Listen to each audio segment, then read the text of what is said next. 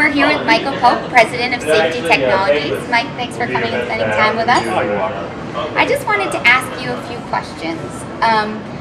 We've been seeing a lot of interactive services entering the industry. How do you see that affecting security integration and monitoring companies? I think it's great.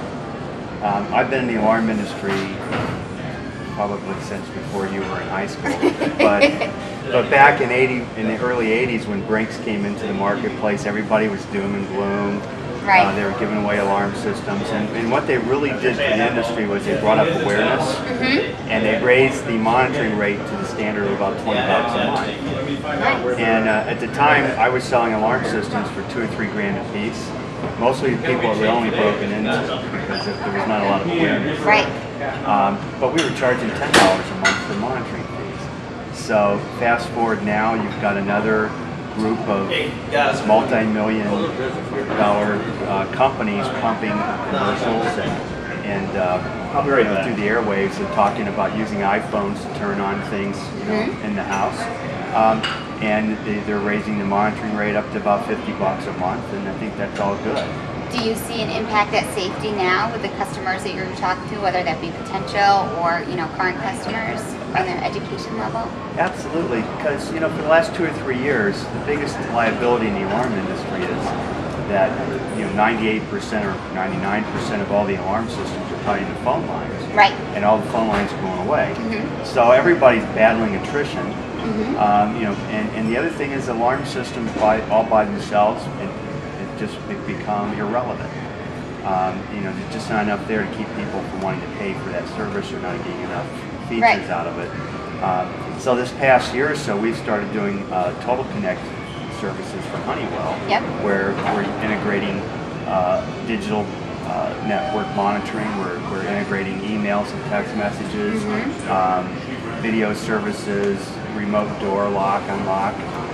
All of a sudden, the people that we're calling to cancel, a good percentage of them, we're actually able to talk them into revamping their systems, which is revenue. Right. And they're paying for that. Plus, instead of dropping their fee for $22 a month that they're paying now, they're actually spending $49 a month. Right. So even if we don't capture all of them, our revenue is increasing just on our existing accounts because we're multiplying by more than a factor of 2 of what we normally charge. So it's been good so far. It's also given people a reason to upgrade their systems because unfortunately the alarm systems last a long time. So like TVs used to, right? Right. And so if it's not broken, they don't want to do anything. Don't fix it, right? So now all of a sudden they're investing money in their alarm systems again. The revenues are going up, and actually they're using them more, which I think is just good for them because so many people put alarm systems in, they only use them when they go on vacation. Right. So I basically think it's all good. Right. I think that there's going to be a lot of interest. Awareness is certainly up, and people are going to make choices like they always do based on who they prefer to do work in their homes. And I think professional companies in our industry and space are probably going to be, get more than their share of business. Right. On the coattails of a lot of millions of dollars worth of advertising. And marketing, absolutely. So I'm excited. I think it's a great deal for everybody. You bring up a great point how, this mass marketing from telco companies or what have you have taken, a threat like the disappearance of POTS and turned it really into an opportunity for mom and pops to not only keep people on, but upsell them into, more expensive and better programs where they're, checking their energy, turning on lights, video monitoring right on their cell phone. Well, it is absolutely working because the people that have called us to say they're dropping their phone lines. Right. When we start talking to them about these advanced services, they go, "Oh, you mean like I saw on TV?" Right. And I said, "Yes, except you'd be dealing with the same company that's taken care of you for the last 15 years." That just opens up the door, and next thing you know, we're out there. So I think it's a good thing. I mean, as with anything, there's going to be times where I lose a deal because of it here or there, but overall I think it's great for the industry because home automation in particular has been out there for a long time, but it's just never caught mainstream. Right. So now that with the help of the Apple and craze that's going on. I think it's really moving home automation into mainstream, which helps everybody. Right. And it not only helps the AV world, that I'm in, but it also helps my security realm because it's increasing our revenues, and we're now being more relevant to homeowners because they can do things with one of these. Right. And even though they could do things before, now it's cool, right? Right. No, I mean, security has definitely become a real sexy topic in the past, I don't know, a few months even.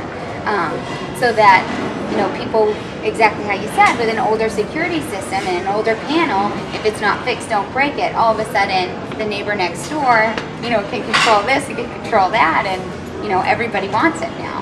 Like the brand new iPhone 5 or whatever comes out next. So I think it's a great time to be in the alarm industry. Yeah, absolutely. What was the best business advice you've ever gotten? I got into the alarm industry back in my 20s where I was looking for a real job, and I ended up becoming a part owner in a company, and I had a mentor. And the one thing he told me, when you're in your 20s, you don't really listen to people too much because you know everything. But for some reason, the one thing that I caught on to was that if you want to be successful in business, hire people smarter than you are. So I've spent most of my energy making sure I have really good talent in my office. The kind of talent that makes you look good and takes care of things. And so that's probably the best advice I ever got was, don't try to be the brightest bulb in the building.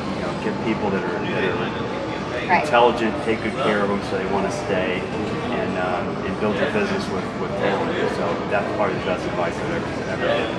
Do you see any other trends impacting the industry, IT bars, anything that we should be on the lookout for? There's all those things out there, you just don't know quite how they're going to go. 3D TV didn't really go, 4K now, and I'm just like, I think the biggest thing in both the AV industry and the security industry that I'm in is really that the home automation is coming down to the lower market.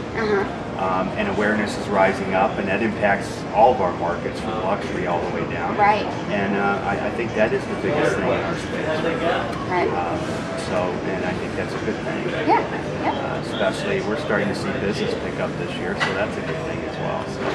Absolutely. Well, thank you so much for spending time with us tonight.